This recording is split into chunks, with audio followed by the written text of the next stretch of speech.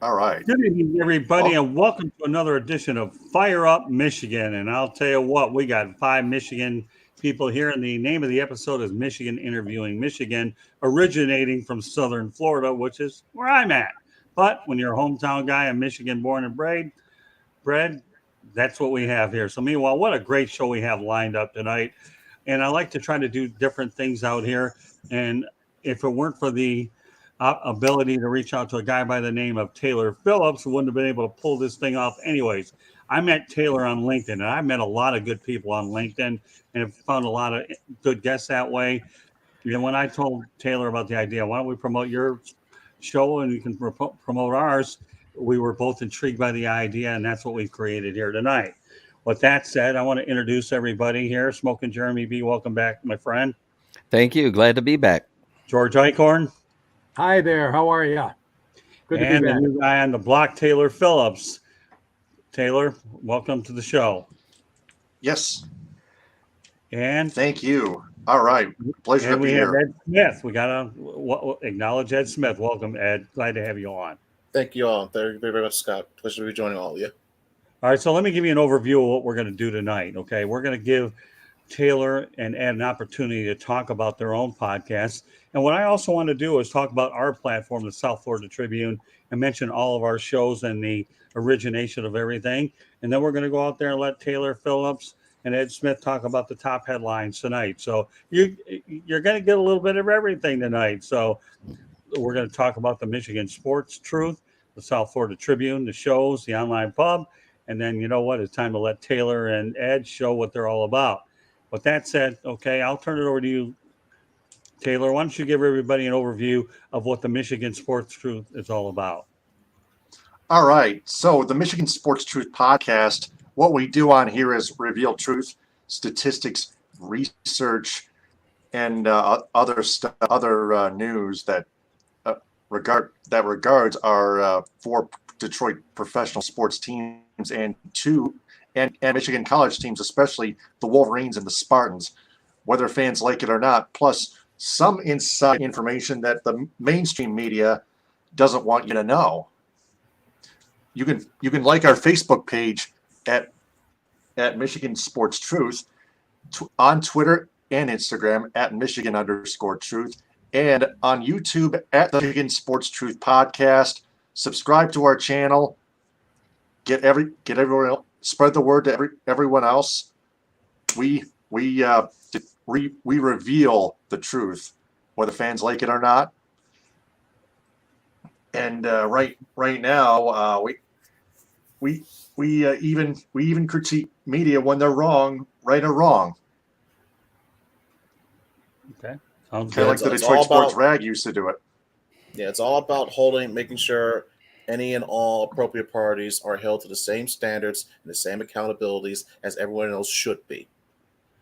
So let me ask you, Taylor, when you bring on guests, do you have as many as 4 people on there? You say you like to have different types of crews as well?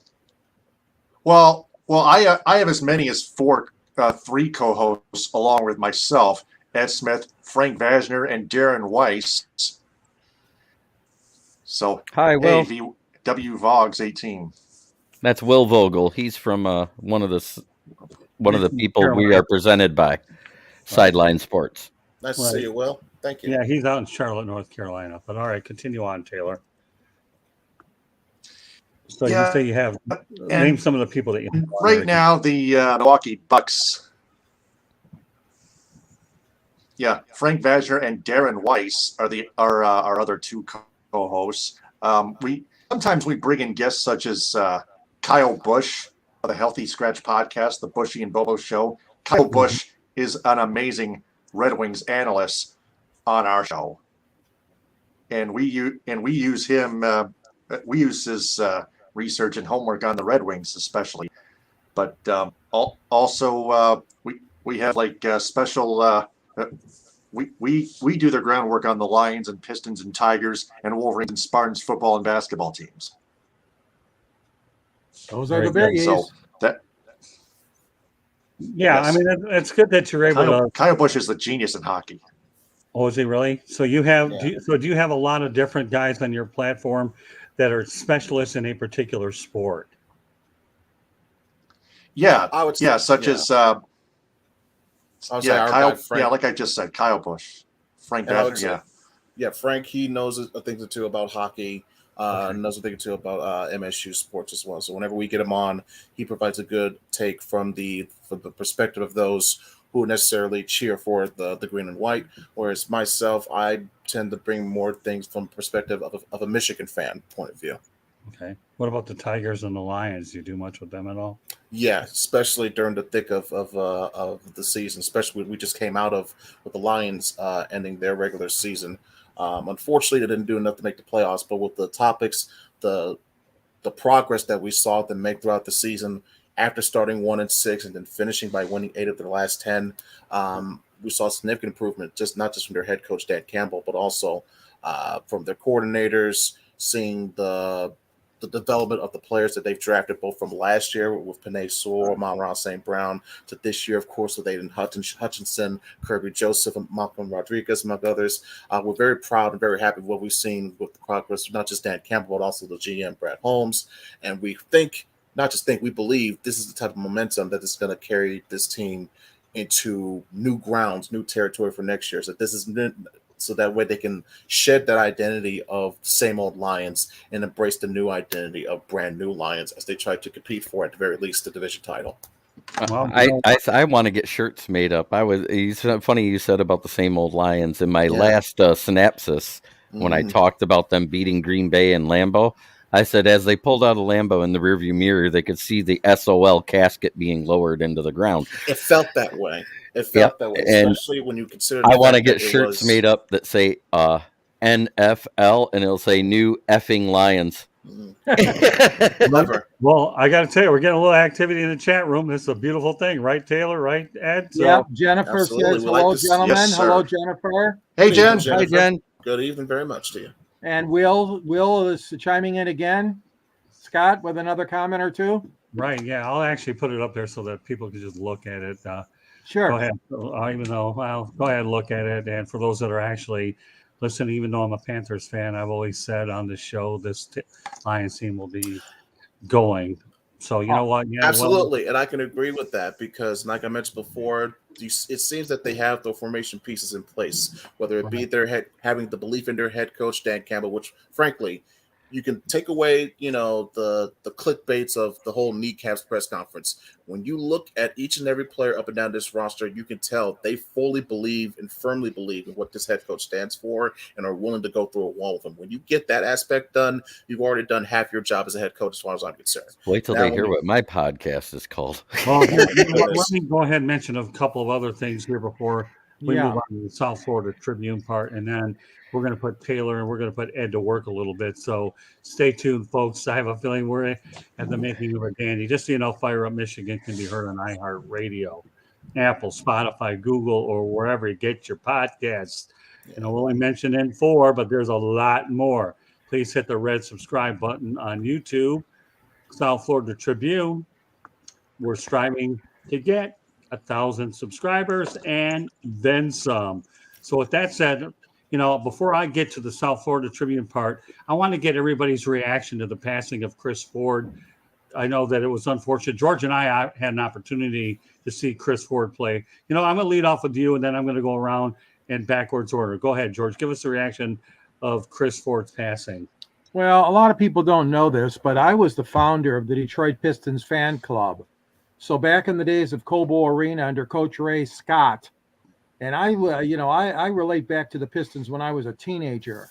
I was only 16 years old when I founded that Pistons fan club with my friends Larry Griffin and Henry Jones, and we were at Cobo Arena every night. We had to go to every home game to sign up members to join this fan club.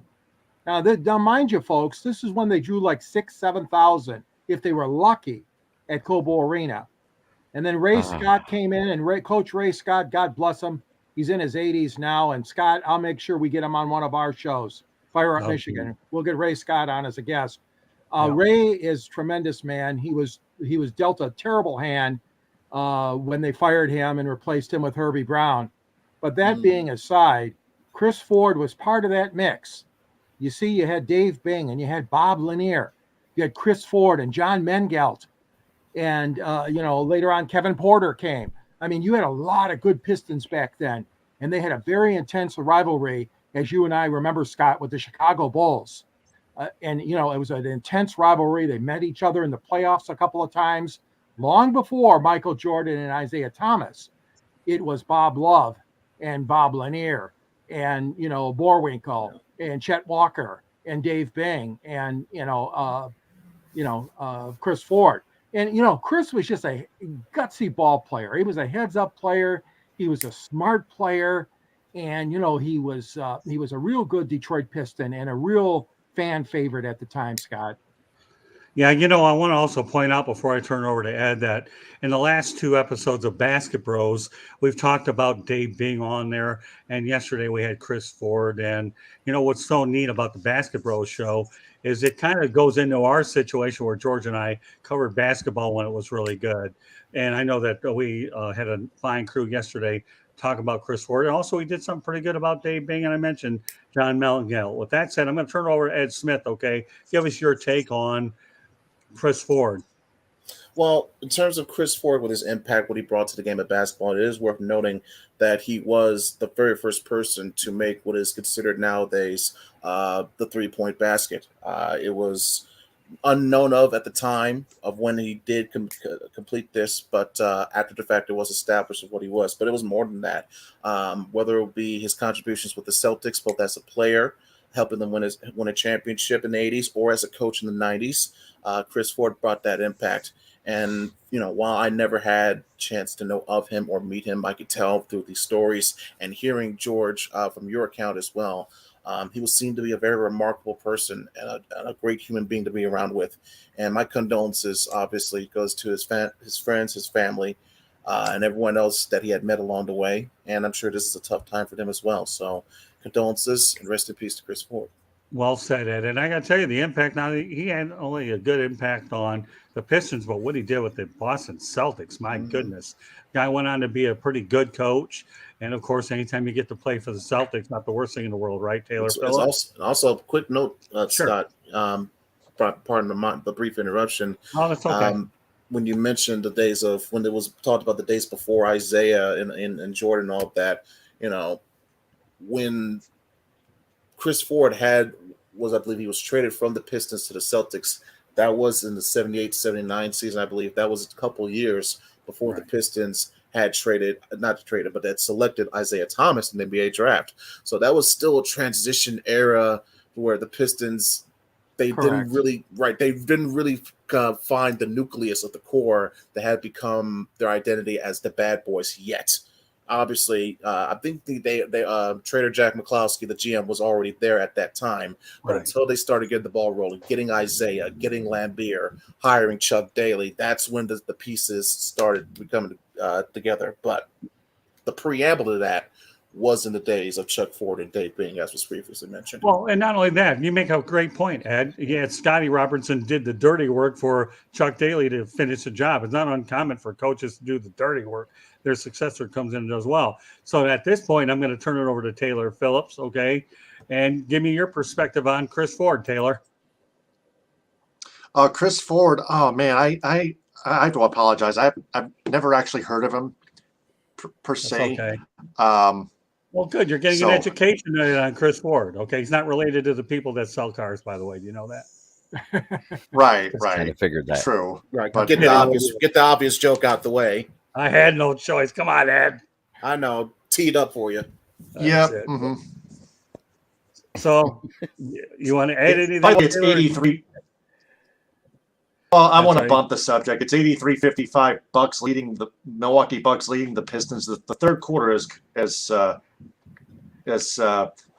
gotten underway. Pistons get the ball first, but we're not going to look into that. It's a total mess. All right, so it's been that way for them since Cade Cunningham went down, unfortunately. Yeah, it's safe to say that Taylor Phillips really doesn't know Chris Ford. That's okay because he knows a whole lot more that we'll bring to the table shortly. All right, Jeremy, you go ahead and talk about Chris Ford. Then I want to get some information about the South Florida Tribune. and our shows that we have going on. Go ahead, Jeremy. Well, when Chris Ford played for the Pistons, I was a fan of two Michigan-based teams. That was the Michigan Wolverines and the Detroit Lions. I hadn't really become a Pistons fan because it was hard to get Pistons games on TV up in Flint. They were only on one network in a certain time of day, and I was a school kid at the time, so I was put to bed usually when they were playing. That being said, my condolences to his friends, his family, the fans that did know him. And that's awesome that he was one of the guys that had the first 3-point shot. I think that's amazing. So that's a nice stat to have in the Detroit Pistons history. And a nice little nugget of trivia. People, before nowadays when you have the likes of Steph Curry, before him, Ray Allen, before him, Reggie Miller, and so on and so forth. Larry Bird. And Larry, of course, Larry Legend, of course. But before all that, you can't go back to Chris Ford. So that's a nice little DI, did you know trivia that you can hang your hat on as a Pistons fan at the very least. Very good. Well, I'll tell you what, Ed. You and Tyler, I can tell why you're doing a pretty good job with the Michigan Sports Truth. Taylor? Because it seems like you have a very good blend going back and forth. Now, I want to transition Who's Tyler? over. Yeah, Taylor. I'm sorry, Taylor. That's Taylor's alter ego. Well, you know what, though? Taylor, you got to cut me a little slack here because today my eyes were dilated for a while at the eye doctor, and I was told I have 20/70 vision. But the good news is that my retina is still doing pretty well. So, Taylor, please accept my eye apology, but it is what That's it okay. is. So Okay, there you go. man. All right. With that said, okay, we'll talk about our platform very quickly. Yep. Which the South Florida Tribune is a digital publication written. And what I did is I have this idea gained from one of my old places called the Deerfield Beach Observer, where I wrote for, and they actually had a TV side, and that's how I got the idea to combine broadcast to go along with written. And they had a really good business model then, and we've tried to go ahead and carry that on. So there you go. All right, Taylor. Yeah, we're going to turn it over to you with some of your other headlines, but I want to give everybody a list of some of the shows that we have. Okay, the Sports Exchange obviously is our top-rated sports show. We bring on a lot of different guests. We have a Wednesday night show, and George and Icorn and I are going to go out there and have one of our own as well. We have a really unique style show called Inside the Pigskin, which is magazine style. I don't get into all this business about coming up with score updates. I don't even care. I'm being a journalist like I am, okay, I believe that I've always been a fan of 60 Minutes, 2020, and anytime you can incorporate a magazine-style show to come up with different content than the obvious norm out there, that's what makes Reporters. That at too. their Or, heyday. that's it too. That was one of my favorite shows on ESPN. And on Especially John Inside- Saunders, Dick Schaap. Oh gosh, yeah. Well, don't forget Dick Schaap, by the way. Oh yeah, and- definitely. I made sure to mention him as well. Yeah. Well, Mitch Albin, whether you know it or And not, Mitch. Oh yeah. yeah, he used to actually work here in South Florida at the Fort Lauderdale Sun Sentinel, and I got to know Mitch pretty well.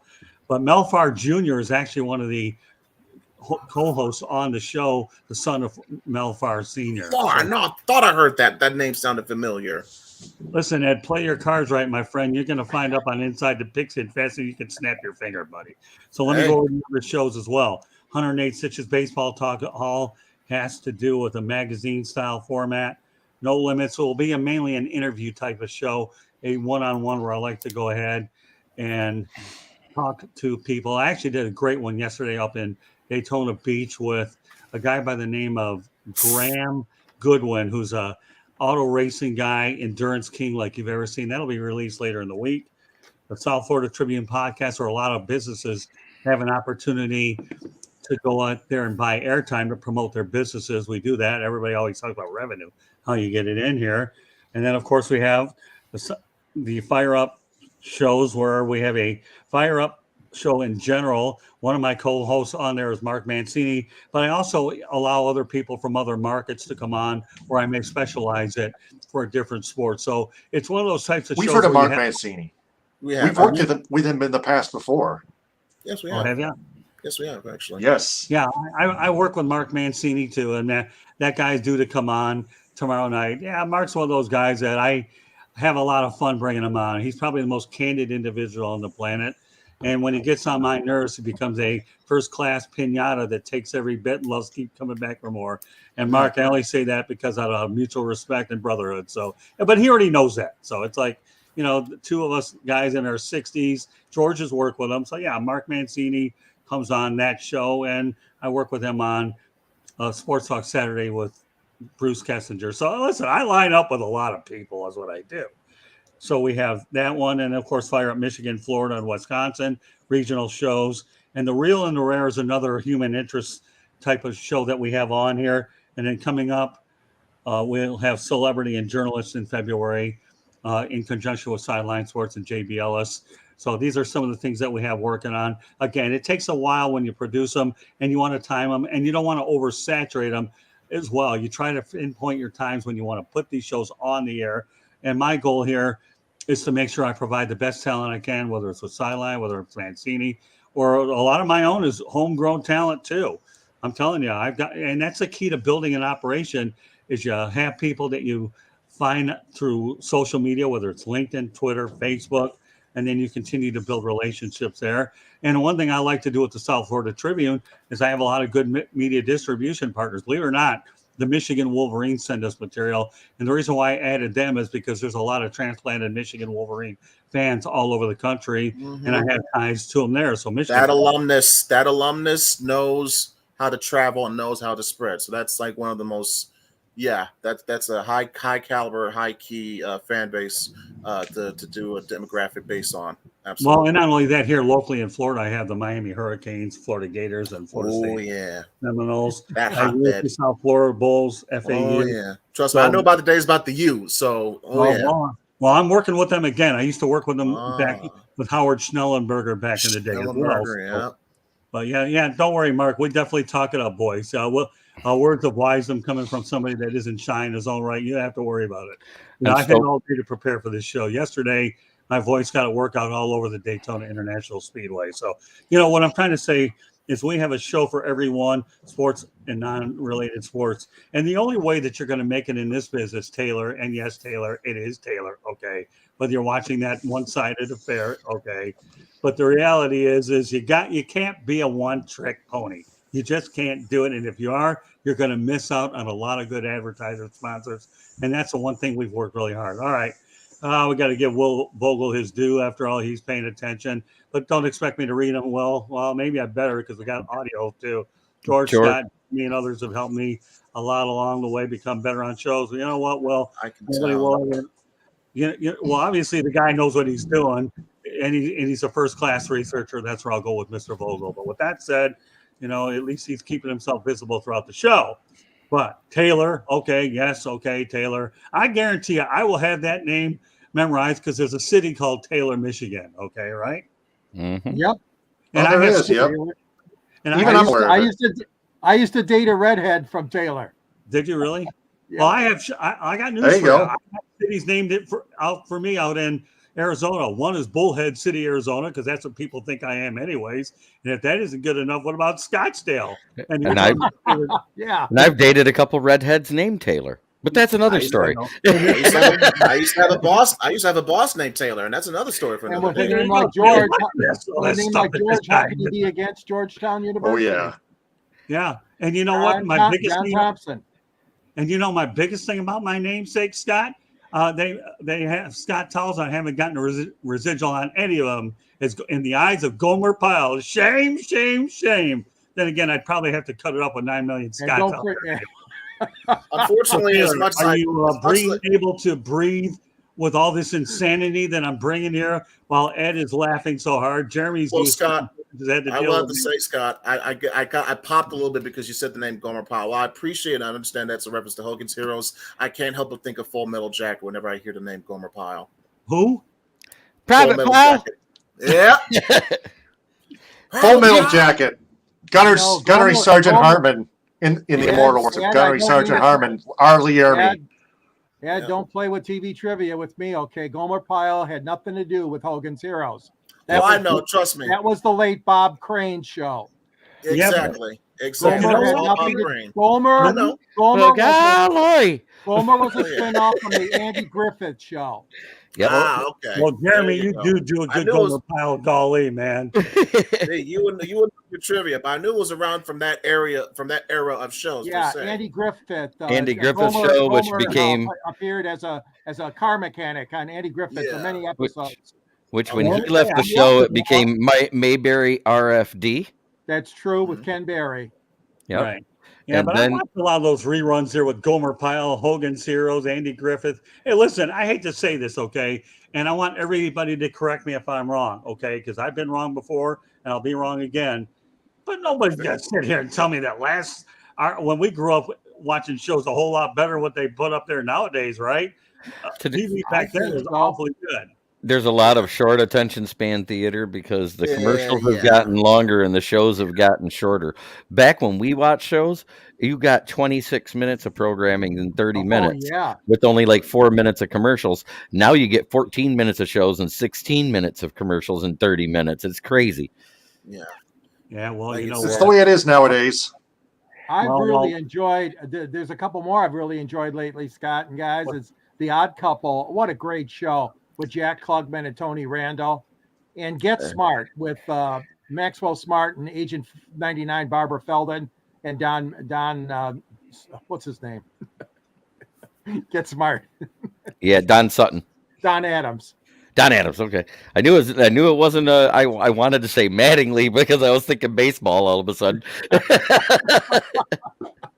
Well, you Yeah, know what? All right. Two other good With ones. all Two that other said, good ones. Now you guys also. are really, I yeah. was gonna say Nowadays, two you other guys good are ones. really putting me in a spot where I have to go back. Ed's got a couple of them, Scott.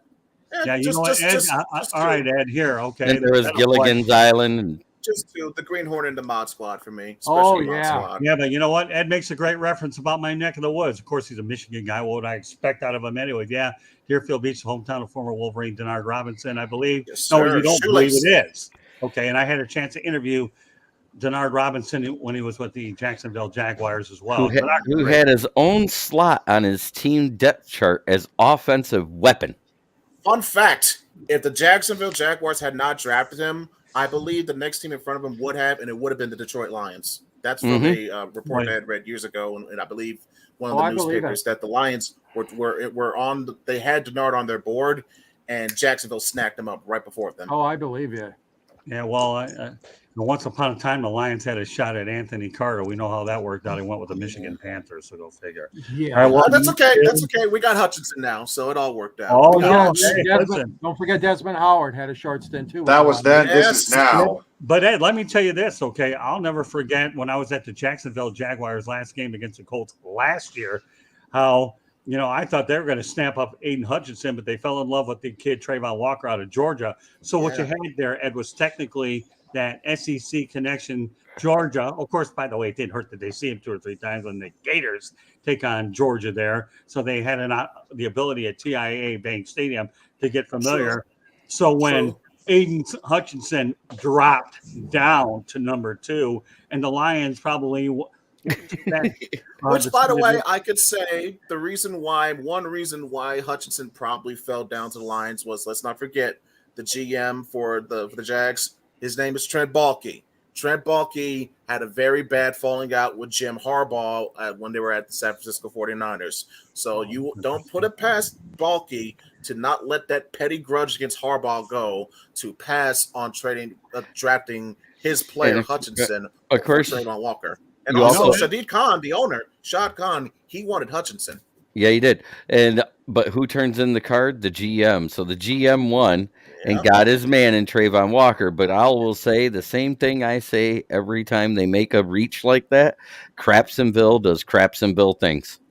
It felt like a very Jags move. Listen, I like Tony. Listen, I like Tony Khan because I watch AEW and I wanted to succeed. But I will be sending him gift baskets year after year for taking Trayvon Walker over Aiden Hutchinson. That was a gift from the gods. But you know what, Ed? You may bring up a really good point, and I'm glad it's the first time I've heard of it. Thank you very much. Okay, that I didn't know at all that grudge existed. I knew that Jim Harbaugh didn't like Trent Baalke because And of the Chad falling York. out that he had. But I didn't know that might have been attributed to. Could be. It's not. It Yeah, wasn't but you know public what? out there, There's but nothing wrong with if you coming up connect with- the dots, it's not a bad theory. If you Yeah, connect no, the dots. I'm complimenting it, Ed. I really am. That, hey, listen, when we're on these broadcasts and I'm giving you a compliment, B, I know that you're sharp enough to accept it. But it never occurred to me. But I got news for you: the Lions couldn't get that draft card up there fast enough. And who was it? Carl Lewis, that used to be a real first-class runner. Ronaldo Nehemiah. I got news for you: the Lions showed some first-class Or Usain sprint Bolt. when they got that draft card. I would say Usain They got Bolt when they got that Usain card Bolt. in there I faster. mean, even Brad Holmes admitted it in the interview. He said, "Listen." Brad Holmes admitted that the NFL was a little bit mad at the Lions for turning the pick as fast as they did because they knew as soon as they saw Trayvon Walker, it's like, "Yep, we got our guy. We know who we want." Oh, they want all the extra money. Will Vogel has one interesting one that I think you guys should be aware of. I want to let Taylor and Ed know that my uncle played hockey at Michigan. Good one, Will. Did he play under Red Barrington? Did he play for Red Barrington? Was he's Red paying Barrington's attention. coach? He'll probably shoot that out for you in a moment. So, but with Red that, Barrington's Red coach, Barrington, that's a probably- name. Yeah, that Red more than likely he Barrington played was with there Red. a long time. He probably did play under Red. That's what I'm thinking. Yeah. So, all right. So here's what we're gonna do, Taylor. Okay. I know you're blending in with all these TV shows that none of this came scripted, by the way. This is called Natural Broadcast 101. I like And it. when we find a thing, we are all with it. So with that said, the one thing we're not going to roll with are Taylor. Yeah, Taylor, I am the Motor City Madmouth. If you didn't figure it out, you probably will now. And you probably know why, because I don't shut the heck up. And I do Not that. once. I'm anything but boring. Of course, I'll let you guys go out there. Will says he has no idea. His name was Michael Handel or whatever. I don't know anything about that. So. All right. Well, anyways, Will, I'm glad that you brought the connection up with, your uncle being there. So let's go on to some headlines here. This is what Taylor and Ed do well. Okay. We're going to talk about top headlines. All right, Taylor, take it away. All right. So the Michigan Wolverines football team fired their co-offense coordinator, Matt Weiss, amid an investigation of a probe on computer access crimes. Now, some may say it might have been based on pornography, but we don't know for sure. But he was put on leave, and then a few days later he got fired. That was after we did our show last week on our Facebook, Twitter, and YouTube live on our own platform, the Michigan Sports Truth Podcast. So that being said, it's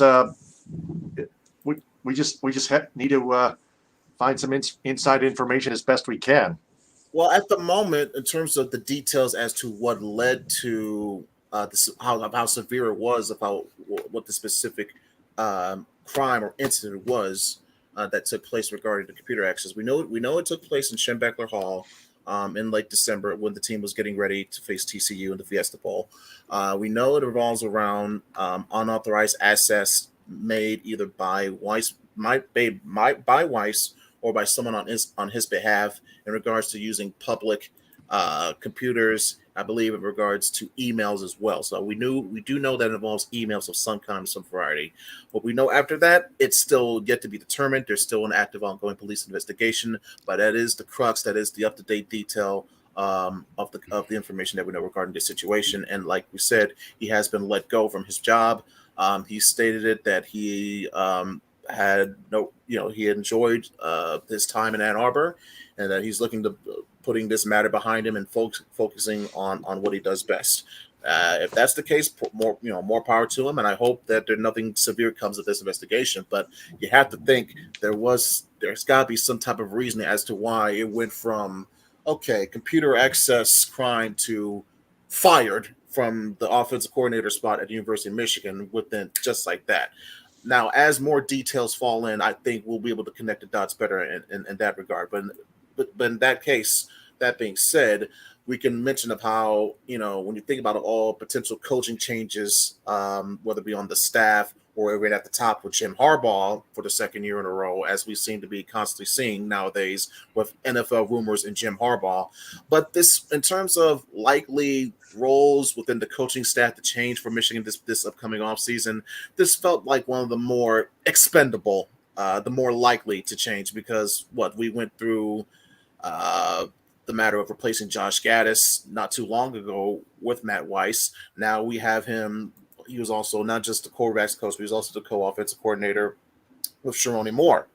I would expect Sharoni Moore to get a bump up, either to be more in charge of where the role of where Weiss is, or he'll be the full-blown OC, and you just have someone to focus on being the quarterback's coach.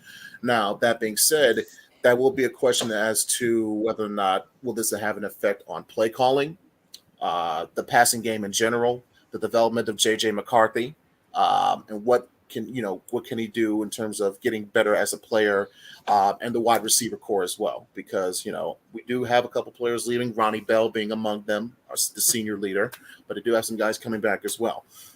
So it'll be interesting to see how the offense in general, because we know what Michigan's identity, what their bread and butter is. It's always going to be run the football no matter what. But what they do in the passing game is the difference between taking that next step towards, okay, you beat Ohio State. Yeah, you're the kings of the Big Ten. Now can you take that next step towards winning a game in the college football playoff and contending for and winning the national championship? Amen. So that's what we have yet to see in terms of Michigan from that aspect of their offense. All right. I want to make a shout out to Michael Canseco. I'm doing bad, Michael, with the pronunciation. Michael C. I was on Basketball Bros yesterday. You want to talk about one of the more knowledgeable basketball guys out there? This guy has had, and I just want to let people know out here that are tuning in that Michael's going to be a contributor on the Sports Exchange on Wednesday night. So welcome to the team, Michael. You know what? There's nothing that isn't impressive about Michael C. So Michael, cut me a little slack on the ability to not pronounce your last name. But when I get in trouble, and should know better as a journalist not to do it, Michael C. works for what it is. And he's going to be the latest member of the South Florida Tribune Broadcasting Network YouTube channel and everything that we have. So, George, get used to Michael and Ed and Taylor. Okay, get used to them, and Jeremy. But we're adding more and more people here to this growing platform. And I'm good with it. What's that? I'm great with it. Yeah. Michael's By great. the way, Michael Handel played from 83 through 86 and then became a student manager for the ice hockey team in 1987. At that time, the head coach was Gordon Berenson. AKA Gordon Berenson. I told you. He also played baseball. He played Big Ten baseball as well, Mr. Handel. Mm-hmm. I just wanted to. I got to take one. I just pulled it up so I could get it up there. Scott, I got to take one exception. Thank you, Jeremy. Ed said, okay, Ed, you're fluffing this off like it's no big deal. They put the Ziggy to Weiss. Now, listen, Scott and I have covered enough football that we know a young, tender quarterback like J.J. McCarthy cannot be happy that his offensive coordinator and his right-hand coach is gone. So we cannot overlook that fact that Josh Gaddis is gone and now Matt Weiss is gone. I don't care if he brings in the Lord and Savior, Jesus, to coach. It's still a change for this young quarterback. It is. I can admit that. Don't fluff it off like, oh yeah, he committed some crime. Just let him go. No. I'm not talking about in terms of what it means to JJ McCarthy. In terms of what Matt Weiss has done, if it's severe enough to where he deserves to lose his job, then he deserves to lose his job. I'm not disputing that whatsoever. But he was the co-offensive coordinator, so there's two of them. Yeah, but I can understand. But this team. I think what you're trying to say, this could have potential effect on JJ's development. Yes, I can agree with that. Very well regarded as a coach. Oh yeah, and as a absolutely. person. I can only hope that Harbaugh knows what he's doing, because let's not forget Harbaugh does have a connection with JJ as well. Oh so yeah. As long as Harbaugh is still there is still a chance that JJ can still have his mind tapped into. What you don't want is a revolving door with your assistant and your associate coaches. You don't want that. I get it. Trust me. We saw that up close and personal with what the Lions had to go through in the waning years of Matthew Stafford. We were switching offensive coordinator year after year. So I get it. I get that completely. But thank you. If it comes down to making sure that the system of everything is still in place, knowing your bread and butter with game plans, strategies, getting specific people involved in the offense, as long as that doesn't change fundamentally, if we see more of this year, what we see next year, especially in terms of JJ's development, in terms of recognizing in certain plays that, hey, not every passing lane is going to be open. So why not just tuck the ball and run? If we see that develop more of JJ, then I can say, hey, you know what? I agree. Maybe it was for the better that we saw we had to go in a different direction. That could always be a possibility. That's the coin flip scenario as well. There's only one thing I want to add to this whole thing, and I know where everybody's coming from. Boy, Taylor, what a hot tamale of a topic you just brought up here. But I will say this: when Harbaugh was flirting with the Vikings last year, everybody thought, That's part of what we do. you're in real trouble, right? But you know what? Somehow, some way, Jim Harbaugh has more lives than Morris. Okay, and he managed to get them to another college football player. So. More like 18 or 27 lives. Wowzers. And not to mention an undefeated regular season, another Big Ten championship, and you beat the brakes off Ohio State in their house. I mean, you can't say, right, which is something the Michigan team can't say they haven't done in 2 decades. Smoking beating Ohio Jeremy State had and Columbus. Smokin's got a comment. I know. Well, I want to go back to a week ago when Blake Corum came back to Michigan. What did I say? Blake Corum coming back to Michigan means this was exactly what I thought. He hired an agent to start the rumors so he could get the interviews to get a bag. He wanted to be the highest paid coach in the Big Ten after Mel Tucker got his bag. As soon as Blake Corum came back, before any of that stuff came out, I knew Harbaugh was coming back because Corum was a Harbaugh guy. Exactly. If Corum was staying, why would Harbaugh leave? All right. That's good point. Good point, Ed. Because there is talk of Corum going to the transfer. There's also portal. Cornelius Johnson that's staying too. Yeah, I mean, but there was talk of Corum hitting the transfer portal if he stayed another year, and it didn't happen. He announced he was coming back to Michigan 2 weeks, one day after the NFL agent posted that Twitter tweet saying Harbaugh will take a job in the NFL if offered. All right, well, let me just say this. Michael C. is making my job a lot easier. Get to know this guy because you're going to see a lot of them. You know, all right, so I don't have to worry about pronouncing it. We'll just call him Con Man, and that's good enough. So there you go. What's up, Con Man? There you go, Con Man. Make my life easier, and you're getting a ton of airtime anyway. So if I were you, Con Man, save your breath because you're going to need a lot of it come Wednesday night. You're basically getting a free promotion, my man. That's it. Oh, these guys are classic, this guy. So, all right, with that said, okay, Taylor. Okay, we talked about Matt Weiss, and you open up a real barn burner here. Let's talk about the Red Wings. What do you got there, Mr. Taylor? Well, the Red Wings are heading for a downfall. After winning 2 straight against the Jets and Maple Leafs, they were both big games. They have lost 4 out of their last 5 games, and including a 4-3 loss to the Columbus Blue Jackets where they fell behind 4-0. That was in regulation. They got smashed by the defending Stanley Cup champion Colorado Avalanche. They blew a 3-1 lead in Arizona and lost in a shootout to the Coyotes. And then they beat the Vegas Golden Knights 3-2. But that game against the Philadelphia Flyers at home last Saturday was a defensive slugfest. But the Flyers came out on top 2-0, and they held on 2-1. Lucas Raymond scoring the only goal. But the Red Wings right now, as they prepare for the San Jose Sharks at home tomorrow night at Little Caesars Arena, the Red Wings, oh man, they're still 8 points out, but they've fallen behind. They've fallen a few spots back behind the Flyers, still 1 point back. It used to be 3 after the loss to Philadelphia. Buffalo, the Sabres, the New York Islanders, the Florida Panthers, and then the Pittsburgh Penguins will hold that second wild card spot with 54 points. The Red Wings 19-18-8 with 46. Pittsburgh 23-15-8 with the aforementioned 56 points. The Washington Capitals 25-18-6 with 56 points right now, holding that first NHL Eastern Conference wild card spot. But the Red Wings, if they want to continue making a playoff chase, then they better pick it up. They better get their act together. They got to stop making excuses about weird bounces and other stuff. They got to control the puck better. They got to play better defense. Better defense, yeah. Got to convert better in the power help the play. Goaltender out too. Oh, their power play stinks. And penalty killing. And they the brought, thing. and they brought in. Now, You gotta here's remember- the thing. Here's the thing. They bring in a new assistant coach. You talk about coaches, Ed.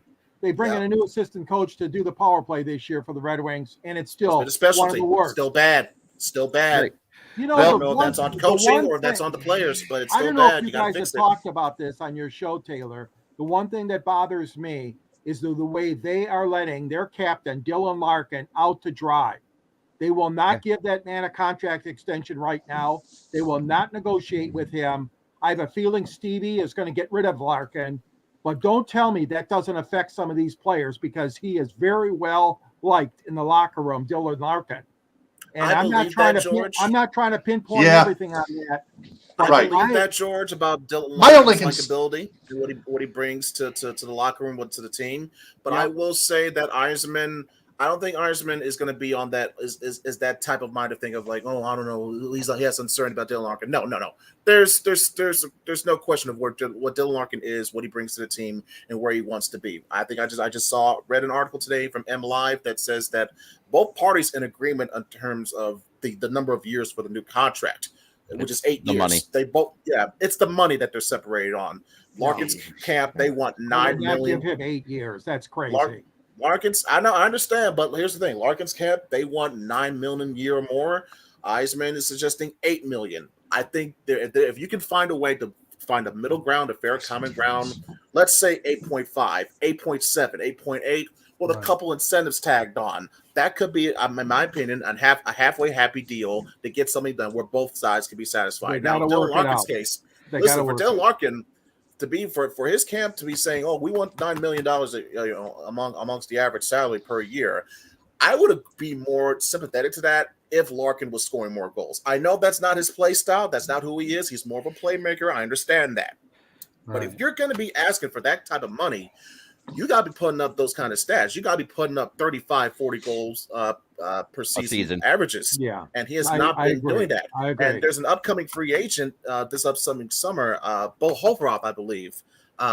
He is one of the more consistent top line scoring centers in the entire league. And he's going to be getting a number of suitors from a number of teams who will be requiring his services. That's the type let me add a few things here to this whole thing. Number one, Delkovic, that trade didn't work out, the goaltender. Number two, Jacob Verana, how did that work out? Didn't work out very well either. So you got a couple trades that just unfortunately didn't. Oh, he's in Grand Rapids. No, Verana's in Grand Rapids. And don't forget Tyler Bertuzzi, injury prone. Right. So you've had a lot you know what, George? Yeah, 3 injuries. Don't be surprised. Yeah, injuries, by the way, mind you, has been an unfortunate negative point that has stalled this team's development, which I would say is one valid reason, but still, it can't be the only reason. You got to find ways to work around that, and I agree with that. Right. It's funny that you mentioned Tyler Bertuzzi because when you've seen the moves that Eisenman has done so far, I wouldn't be too surprised to see or hear of Tyler Bertuzzi potentially being on any trading blocks this for this year or next year, whatever. Because number one, you're going to need all the money that you can possibly need to pay Larkin. And while I like Bertuzzi whenever he's on the team and what he brings, and especially when he's playing alongside Raymond, alongside Larkin and others, it's his availability that's suspect. And I'm not even talking about the whole thing last year with the vaccine. I'm talking about straight up injury. Like when he's up there and he just hasn't been able to stay healthy. That's going to hurt you. That's going to hurt your value long term. Jeremy. I've been waiting patiently to say, you got to remember how bare the cupboard was that Jeff Blashill left this place. And for us to be that close to the playoffs right now is a testament to the coaching ability of the head coach, not so much the talent on the team. Right. That as they progress and learn more, they'll get better. But it can't happen in 1 year. It's kind of like, hockey has a lot more cogs to it than a football team, in my opinion. Let's not forget, when Eisenman left the Wings in 2010 to head Tampa, they didn't turn into some stalwart juggernaut overnight either. It took them a good 3, 4, 5 years before they became that next tier became contenders. And then right as Eisenman left, the blueprint, the pieces were there to when they went on their run of winning back-to-back Stanley Cups and almost winning a third straight. Something that Eisenman would know a thing or two about from his days in Detroit. Eisenman was there for at least the first one, right? For the first cup. No, I believe he left the No, he season did not. before. He did not get a ring with the Tampa Bay. He left Unfortunately, right before they won, but the pieces weren't there. The foundation, the blueprint was there laid by well, Steve Eisner. I think the whole problem, and this guy is a Hall of Famer, and I mentioned his name to you, Ken Holland. What the hell happened? Why did this Red Wing team get like it did under Kenny Holland? That Stevie had to come in wearing a white coat and on the white horse to save this franchise. That's called loyalty. Seriously. Too much loyalty. Loyalty Right. would Too be the much biggest. loyalty. Yeah, I'm very telling much you. so. Ken Very Holland much so. was a great general To manager. players with long-term contracts such as Justin Abdelkader, I would Jonathan also- I Erickson, would say- Nicholas Cronwall, Danny DeKaiser, Franz Nielsen. So I wait, would say so Hakan Eiserman wasn't there Jimmy in Howard. 2019 and 20 because I thought he just got here this past just season. got no. Eisman No, this signed is in Eisenman's 19. third year here, Jeremy. This is Okay. year 3 for Eisman. I thought it was only his But second. You But mentioned Ken Holland, George. I get that, and Holland does deserve some credit too, especially I think in terms of helping putting together that 2002 season, that 2002 team. I think Holland, as well as through the credit of Mr. I, through the pushing of Mr. I, deserves credit for that. But also, don't forget about Hakan Anderson. It was him that was able to. Well, yeah, make they're Swedish scout. They're European scout. Yeah. Oh Good yeah, that's how we topic, got though. the Good Russian topic. Five. Thanks for bringing this up, Taylor, about the Red Wings and Scott. Thank you. Yeah, the one thing I want to add to this whole thing is this, okay? You can talk about what they've got to do during the offseason and try to get Larkin under contract, but you've got to start hitting on some of these trades, okay? You do. Yes, they have I to. mean, trades are a major part of roster construction. And the Nedeljkovic one, and unfortunately the Verana one, they just did not On work. paper, it looked great when it was first completed. That's why fans were so excited. But unfortunately, Right. Because he had still gotta go out potential. there and play. Well, You but still the gotta end go out there and result, play. but you know what? At the Right. end result is really what we talk about. All Exactly. right, I want to turn it over to Taylor. Okay, you have some Pistons thoughts. Why don't you continue on, Taylor? Oh, but before I do, I'd like to add about Jacob Verana. He would, according, Kyle Busch of the Healthy Scratch podcast pointed out that Verana is one of the best 5-on-5 players in the NHL, and Jacob, the Red Wings could still use him. I think whatever to be fair- mental or psychological issues that Rana has been going through this past year that could play a With his role personal into how matters. this personal matters rather. It could play a role into how his season's gone for him so far. You hope he clears through that, and like you said, if he works his way up through Grand Rapids, which is why when Eisman made that deal last week, what was it he made to get someone a minor leaguer in return from San Jose, that probably left a spot open potentially for Vrana to make his way back up. Same thing with Nedeljkovic too, since he cleared waivers and he's doing work in Grand Rapids too. From what I heard from the one of the previous games. They're both in broadcasts. GR. Yeah, Well, they're here's what both we're in probably GR. going to do. Okay, I see the trend of how the chemistry is going between us and you guys. So what I'd like to do is and Taylor and I will continue to work on it. Is we'll bring this dynamic in maybe every 3 or 4 weeks, so that way we can keep you up to date on some of the things that we're going to do. Taylor and I can work it out, Ed, all 3 of us, and we'll do a show committed to what you're doing, because I can see that the chemistry between your ability to research and dig is awfully good. And if I don't know that's the case, all you need to do, folks, is look in the chat room. And I know that I may have 20/70 vision, but I can tell you there's a heck of a lot of people on their keyboard mentioning a heck of a lot of things. All right, Taylor, anything else you want to go on, or do you finally want to get to the Pistons? Pistons, man, they're just getting dominated by the Milwaukee Bucks, including Giannis Antetokounmpo, the Greek freak. The GOAT. Giannis. Okay, I thought That's you the needed to know. nickname. Oh, yeah. 128 to 99, 109.05 left to play in the fourth quarter. The Pistons dead last in the East. Let me check the NBA standings on the NBA app right now. But the Milwaukee Bucks have proven that they are an elite two-way NBA team. And right the Pistons now, have proven, the and the Pistons have proven there's Pistons, still a long 12 ways away to go for 36. them. Pistons, unfortunately. You know Milwaukee's, what? They're a game and a half Milwaukee- behind the Hornets. yeah, long but ways away, as long Milwaukee's as only 11 and Tom Gores 12 is the on owner. road. So yeah, they're Milwaukee's been a disappointment to me this year. The Houston Rockets are 10 and 30. the Houston Rockets are 10-36. So the Pistons apparently hold the second NBA draft lottery pick. Or at least the Overall. odds, the second So- best odds, I should Best say. odds, yeah. Yeah, but you just know, like no, the best no, odds, yeah, Because to remember win- the Pistons to win the Pistons, lot. when they won the lottery to select Cade in 2021, they were the third or fourth best, or fourth worst in terms of record wise. Right. So they weren't the undisputed number one worst. Which is so weird. they Do you still know have a that chance. there's been more fourth seeds to get the number one seed than number one seeds get the number one pick. Didn't that Jeremy? Correct me if I'm wrong, but didn't that happen the year that the Charlotte Bobcats, when they won only 7 games, had the worst winning percentage in a single season in NBA history? And the that was the Cleveland year- Cavaliers got the first pick. Actually, no. Was it Cleveland? No. That was New Orleans, because Yeah. that was the Anthony Davis draft. Pelicans. Yeah, That was the- okay. Yeah, That Unibrow. was the Okay, yeah. I was a little ahead of my And my years. Charlotte got number 2. They missed out on getting. Oh yeah, Anthony it was the Davis, just like Pistons that got beat out by Cleveland.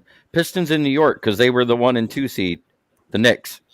Yeah, but you know what, though? I want to piggyback off of you, Ed, for a moment, okay? Losing Cade Cunningham certainly made things a lot more challenging for him, without a doubt. It's unfortunate that I believe in 2 of his first 3 seasons that Cade Cunningham has had to deal with injuries. It's unfortunate. Because It is. Is it the same leg? I'm What's not that? sure this is the same leg. I I'm don't not sure if know. it's the same leg or it's opposite. I do know it was a stretch factor in his shin. I'm not sure if it was the same leg or the opposite leg from previous And before. But Our buddy Dom can DeRubis. Bobcats were awful that year, but George Wallace was a beast on that team. Absolutely. Mhm. In And a Charlotte, young yes. Kemba Walker too, and a young Kemba Walker in his rookie year too. All right. In that era. In terms of the Ben Pistons, Wallace. I'll take Pistons, Ben Wallace any day over George Wallace. oh yeah, hands down. But in terms of going back to the Yes. Pistons, what this year has Defensive been player for of the them, year. this team will go as far as Cade will go. Yeah. And while I understand some may be labeling the whole China doll label or injury prone, let's not forget, okay, and Matthew Stafford went through a couple bad early years in terms of dealing with injuries himself, and we see how he turned out. So I'd say give Cade some time. Let him get it fully accumulated to what his body can do, what his body can handle. Because remember, he did put on more weight on his body, so his body's got to get adjusted to that. And also, when there's more pieces around him, of him not having to focus so much of being taking on so much of the workload, both on offense and defense, but especially on offense, being the Dom's facilitator got a that he point is. And if the Pistons, well, yeah, unwatchable, giving up so much defense, so many points. 49 that points happens. against. That happens when you don't have a formidable, consistent defensive presence at the rim. And if I can interject, Scott, and add, just a slight correction. It's not George Wallace. His name was Gerald Wallace. Gerald, From the Hawks. yes. Gerald. Wallace. There we go. George Yeah. Wallace is somebody else from way back in history that we don't want to talk about. Yeah, I was thinking that, but I'm glad it came out of your jaws, not mine. All right. I know who you're talking about now. I just thought Yeah. about that. Yeah. Exactly. Yeah, That's Taylor, Want to hear a very shocking? Want to hear a very shocking sports update? Scoring Yeah. update: 130 to 99. 130 to 99. Embarrassment. That's a bit- total that's kinda- embarrassment. That's been that And kind I of year tell for you the what, Pistons, wait, unfortunately. Casey, pack your bags, please. Oh my God! Yeah, I agree. Come Yeah. on, Yes. Dwayne. Let's get out There of must be a town. new coach. The Pistons have got to have a new coach next year. Because Absolutely. If only Tom Gores grew a set. That's funny. Because while I see the development from Killian Hayes, I see the development from Jalen Ivey, I see the development from from Duran, from He's Jalen not Duran. teaching Excuse them me. defense, though. He's not. They're He not. is not. You need a He you can't need someone coach- in there that knows their He defense. can't coach And- defense. And when you're in Nope. a city, and when you're in a city Dwayne like Detroit, Casey's a falling franchise like dinosaur. Detroit, that knows that has history built around defense. And Oh, when yeah. you are in a division that has the likes of the Chicago Bulls, I know they've been a disappointment, but the Bulls were a lot of people's favorite picks to do some damage in the division this year. Oh yeah, you're in the same division as Giannis Antetokounmpo, so yeah, you're gonna need all the defensive help you could possibly get to deal with players of that caliber Look in at this Dom. division. Look at Dom. Yeah, I agree, Dom. Absolutely. I wish they could do it now. Yep. But I just don't see that. Hey happening. Dom. Hey Dom. If you're watching this right now, subscribe to our channel. at the Michigan Sports Truth Podcast, and follow us on Twitter at Michigan_Truth, and like our Facebook page. Attaboy. All right, Taylor, get that plug in there because you're going to get, in about another 10 minutes, you get to do it again after you go out there and talk college basketball with the Michigan Wolverines and Michigan State Spartans, which, by the way, is our last topic of the night where everybody gets to talk about where they belong. All right, Taylor, continue with U of M basketball and Michigan State. Floor is yours. Well, Michigan recently beat Minnesota 60-56 just yesterday. Michigan right now, men's basketball on the app, on the Michigan Athletics app, they take on the Maryland Terrapins. Oh wait, no, they play at home against the Purdue Boilermakers. That's the third-ranked Purdue Boilermakers. The number one This Thursday at Boilermakers. 9. Number 1, thank you very much. Not 3, but 1 now. Used to be number 3, but number Massive. 1, Purdue Boilermakers. That's This Thursday at 9 on FS1. This Thursday at 9 on FS1. That's massive because, correct me if pardon the interruption, that is a massive game because we're talking in terms of Big Ten standings. As far as I last checked, Michigan was at the very least within 2 games or so of Purdue for the Big Ten conference standings lead. 1.5 or 2 games. MSU also was in that same ballpark, and they just played Purdue close, very, very tough in a game that went to the last second. So, opportunistic game coming up for Michigan in terms of Big Ten championship standpoint, and also potential bubble watch standpoint as well, because they were a bubble team last year. They got in, they had a couple of good outings, but they didn't make a far enough run. For this year, they've been, I think, slightly worse, unfortunately, than what they were last year, even though Hunter Dickinson has been outstanding. He's been playing like an NBA lotto pick this year for sure, but he needs more help around him. He can't be the only guy doing it. So for Michigan, I agree with you guys. Michigan is on the bubble right now. yeah, And I love Juwan Howard, but they got to show better than this. They need to step it up to be able to even contend to make it to the NCAA. This will be a big stepping point. The only thing I'll say is Dom DeRubis is on fire in the chat room. So who wants to read his latest 2 comments? I got it. Yeah, The Pistons and the Spurs are the last 20 years or so are the only 2 teams that consistently play defense, and now they're the 2 worst defensive teams in the league. The association is broken. That's sad. All right, well, here, we're not done yet with him, so let's move on here. The NBA is broken. That's what he's saying. Yep. Yeah, the association. Michigan. I have opinions about the NBA, but you know what, Taylor? Why don't you get used to reading the chat every now and then? You can go ahead and read this one. Can you see it? I've read chats before on StreamYard. We run our own StreamYard channel. Good stuff. Good stuff. Yeah, I got a system. Well, I have a system. Yeah, I've done StreamYard before. Michigan is trying to salvage their season. Several bad losses this year. Get it together, Jawan. Well, this would be one way to salvage their season when you knocking off the number 1 team in the nation in your backyard. Not to mention you got a big rematch coming up on February 18th against the Spartans in your house too. Those are 2 big games I would circle for Michigan in terms of Big Ten standings, but also bubble watch, because the people in the committee, the selection committee, they pay attention to certain games like that for teams that are trying to get in on the bubble. Trust me. Sometimes it takes winning at least one of those 2 games to just get in on the last day. No question about it. And Taylor, right. I know you haven't talked about the Spartans yet, but boy, Izzo, they're struggling right now too. Big time. They lost to Indiana. Yes, they did. 82-69 was the score, if I'm exactly correct. Michigan State was favored to win that game, by the way. Yeah. By 5 points. We saw they did against. The betting odds, yeah. This is not Bob Knight's Indiana this year, guys. No. It's not even Tom Crean Indiana. It's not even Tom Crean's Indiana. Right. No. First of all, I do want to acknowledge somehow State fell apart. I'm sorry. Go ahead, Taylor. Yeah, somehow State fell apart, and they fell behind by as many as, 11 or 12. They lost by 13. Mm-hmm. So yeah, the thing that saves them though is they play a very tough non-conference schedule, as you guys all know. Yeah. So when you're talking about a border team or a bubble team, State's always going to get the nod above Michigan because they play a tougher non-conference. Of course, because their RPI is better. The RPI index. Yeah, Right. they've been conditioned at this point. Izzo has made them conditioned at this point year after year. Listen, this is the schedule we've got. This is how I'm going to prepare you. This is how we expect you to play. We deal and roll with the results as we go. So I can at least appreciate and respect the fact that, listen, no, you're not going to win all those non-conference games, but that's the point. That's the test. Where are you at this point of the season? Can you hang with this caliber team? And we'll see if you can make that progress report between now and tournament time. Jeremy? Big Yeah. Ten teams in the tourney are like SEC football teams that are ranked early in the season, overrated and I fraudulent. I gotta somewhat agree with that, unfortunately, because when's the last time we had a Big Ten national champion?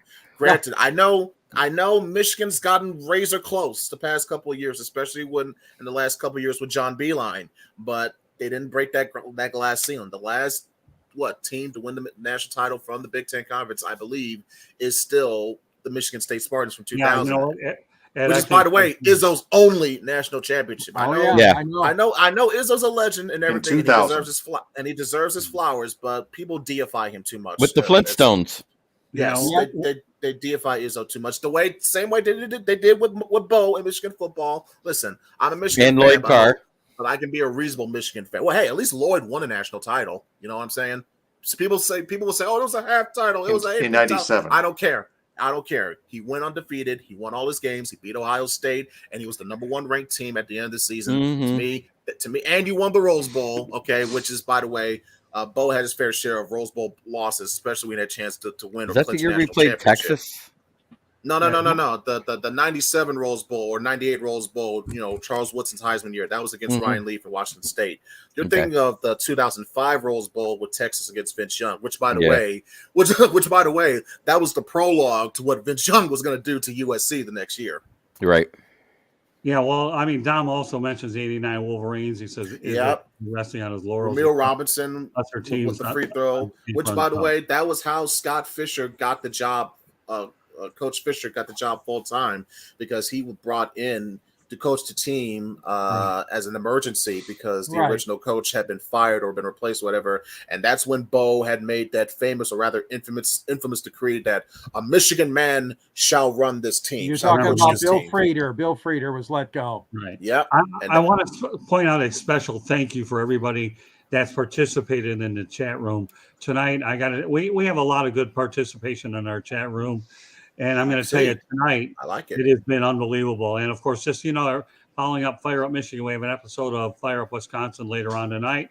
This is the first doubleheader tonight. So with all the activity, this has been a lot of fun for me, just watching you guys talk about it. All I get to do is direct traffic and watch everybody chime in. So great first. That's easy work for you, my man. What's that? The Bucks have scored 140. Okay. Well, I know the Bucks are ruling tonight. Defense, so, the Bucks have scored 146 points. Speaking of Beilein, isn't he the assistant coach for Detroit right now? He's one of the directors of college He's scouting. He's not an assistant coach, but he's director of player personnel. But he's somebody on the roster that they have in the coaching room that if they fired Casey today, I wouldn't mind him getting moved up as interim coach and possibly teaching some defense. And not to mention, one of his guys that he did coach or that he is aware of is on that team. I believe Isaiah Livers was a Beilein recruit. Yes, he was. Yes, he was. He was. I know he played under Juwan Howard, but originally he was a Beilein recruit. Yeah, Beilein though had very bad marks in Cleveland, but so did a guy named Chuck Daly had bad marks in Cleveland. Mm-hmm. And I believe Coach Beilein got railroaded in Cleveland. I do too. And Dan Gilbert, I'm sorry, that's on you. Don't get me started on Dan Gilbert. Do not. As a guy that is, I heard he was that bad. I'm unabashedly Team LeBron. Okay, don't get me wrong. LeBron has his faults. LeBron has his faults, but like when it comes to Dan Gilbert, I'm always going to side with LeBron on that. I'm sorry. Yeah. I just have to. I just said I'm sorry because I'm not a LeBron lover. No, I'm not. We got lots to talk about on that one, then, Jeremy. I'm not sorry to say that Fire Up Michigan can be heard on iHeartRadio, Apple, Spotify, Google, wherever you get your podcast. So, folks, please hit the red subscribe button on YouTube, South Florida Tribune, and we're striving for 1,000 subscribers. When I got crews like this, we should get to 1,000 right away. The way these guys go out there and talk. Dom And- DeRuba says, I'd take any one of you five or myself as the next Pistons head coach. Thank you, Dom. Thank you, Dom. Woo! But I should I mean, point I out, appreciate folks, the flattery. I'll but put ooh. my resume in tomorrow, Thanks. Dom. Yeah. not me. I'm As in long as you're signing it Spartans with are home Tom against Burris, Iowa check Thursday them at in. 7 on FS1. Yeah, no, I want to, like I said, our goal is 1,000 subscribers, and as I mentioned earlier in the broadcast, like I say, we're glad to have the Michigan Sports Truth on with us tonight, as well as all the other shows on our network as well. Great job by Jeremy Taylor, okay, Ed, and of course George. So with that said, okay, Jeremy, why don't you let everybody know how they get hold of you? And we know we're gonna let you do your thing afterwards, so we go fire up Wisconsin after. Go out smoking. Well, that being said, you can find my writings under the SouthFloridaTribune.com under the Motor City Tribune heading with the list of authors. You also can find me on my YouTube channel, which is Kneecap Biting with Smoking Jeremy B. I do 2 shows a week in the off season. I have my Wednesday where it's the NFL Roundtable Talks, where I cover the NFL news, the weekend's playoff action, and do the pick'ems for the next slate of playoff games. Then on Friday, I have the Lions Fan Cave chat, where I invite fans of the Lions to talk about the Lions news that's came out this week. I knew Ben Staley was going nowhere. I said it last week, and it was backed up. So Ben Oh, Johnson. Ben Johnson, yeah, Coach Johnson. You Yep. probably think of Coach Deuce Staley, but yeah, I agree. yeah, Ben Johnson. I knew he wasn't going anywhere because Oh, yeah. he doesn't have the experience. This was his first year as an OC. I knew he probably knew his best bet would be to stay here at least another year, At especially least one when more year. the only 3 teams that were interviewing him were dumpster Carolina. fires. Exactly. Carolina, Arizona. What was the other one? Was it Indy? Houston. Houston. See, no, I'd rather take what I Indy- know, what I can. Indy and Denver are talking to Aaron Glenn. And hire him, please. All right, well, with that, hey, Smoke, Wow. you got the last word on that. All right, Ed, why don't you let everybody know how they can get a hold of you? You can follow me on Twitter and Instagram at EdSmith313. Twitter is my primary source of communication, where you get all of my takes, reactions, and all sense of tomfoolery, all in between. So that is the best bet on where to find me on Twitter Yeah, and and Instagram. we're looking especially. forward to bringing you back again, Ed. You were fantastic tonight. With Thank that you. said, we'll turn it over to Taylor. All right. My Twitter and Instagram are at DT2Phillips with 2 L's. Of course, I made the Michigan Sports Truth podcast from the ground up. On Twitter and Instagram at Michigan_Truth. Facebook, the Michigan Sports Truth podcast, and on YouTube at the Michigan Sports Truth podcast. Get a whole hundreds, maybe thousands of people to subscribe to our channel. Then maybe we'll be monetized. Well, I'm On sure our you will. own. I'll tell you what, Taylor, you'll get opportunities to return here. You and Ed did a fantastic job. Anytime I bring a new guest on here, I always look forward to it. And you guys certainly did nothing to. What was the name of that podcast again? The Michigan Sports Truth podcast. All right, so all I can say is Taylor and Ed, you guys came as advertised. You did a great job. All right, and last but not least, Thanks my very co-host George Dykorn. Let everybody know, and then I'll close it out. Here's my book, Detroit Sports Broadcasters on the Air. Learn about Ty Cobb. Not Ty Cobb. Ty Tyson. He's a player. He's almost as old as Ty Cobb. Ty Tyson. Ernie Harwell, he was my Ernie idol. Harwell, I'd say Dan Ernie, Patrick, Bud Frank Lynch, Beckman. Bruce Martin, and Frank Scott Beckman. Morganroth. Yes, Scott. Who George I've known Hill. 43 Champion, years. Ken Scott and I Cowell. go back. And Scott interviewed the great Muhammad Ali and the great Jimmy Connors. The book's available. There's a link on the South Florida Tribune website. I write for the Motor City Tribune along with Smoke and Jeremy. I write for the Detroit Monitor newspaper. You can see me every Monday night on Fire Up Michigan and other shows such as the Sports Exchange. And also I'm available on Yahoo at gicorn.com or Twitter at SNG Sports 99. Thank All you, right, Scott. George. All right, let me go ahead a few things here as well. Our website, www.southfloridatribune.com. You'll be able to find all the shows I mentioned under the WSFT drop-down. With that said, you can reach us at southfloridatribune@gmail.com. My Twitter information, if you're watching it, is at Tribune South, South Florida Tribune. So, Ed, if you get a chance to look us up on Twitter, follow me, and I'll follow you back. And make sure, and I have all of your information. Both you and Taylor will be invited back either together or separately, depending on how it all plays out. And we'll continue to help you go out there and build the Michigan sports group, because I got one can only say we talked a lot about it. Maybe the next Pistons game will be slightly competitive. Either way, I can tell you this Here's show. hoping. Either If not, way, we continue. Well- we continue our watch for Wembanyama. there you go. Well, like I said, Yeah. a great first Whether act it's with the- competitive or not, we're just going for that lottery pick. That's it. there you That's go. the thing that matters for right now. Until Well, we fire Dwayne Casey. Yeah, the sports, the Michigan sports truth is that we had a pretty good show tonight, and of course we'll take that down to South Florida Tribune. So on behalf of Smoking Jeremy B, Taylor Phillips, Ed Smith, and George Eichhorn, my name is Scott Morganroth, appropriately named the Motor City Madmouth. Thank you for joining us on this edition of Fire Up Michigan. And I want to once again, on a final note, thank everybody in the chat room for their valid contributions. You guys in the chat room, I believe, were every bit as good as what we attempted to do here on the air. Then again, this is a collective team effort where I do the best I can to surround us with the best crew. And when I have people in the chat room that are, as Jimmy Walker would say with good times, dynamite. Oh, that's bad. Sorry, guys. Between that and Sanford Sun, there's a couple old schools there. And I knew I'd get to there, Ed. I knew there. I got this guy. So. Oh my Golly! goodness! Yeah, there you Well, go. my grandmother watches that all the time, so yeah, I couldn't help but understand the reference. My Right, goodness. so following up Oh, on Fire Up Michigan, we have Fire Up Wisconsin. Jeremy, George, and I are going to be joined by Candy Ebling, Brett Gardepy, and Eric Katz. So once again, thank you very much for joining us. Have a great Monday, and we will catch you the next time. Good night, everybody, and thank you for joining us. Good night now. enjoy your And weekend, remember, the everybody. truth is out there. The truth is out Spade, there. spade new to your pets. Stay safe.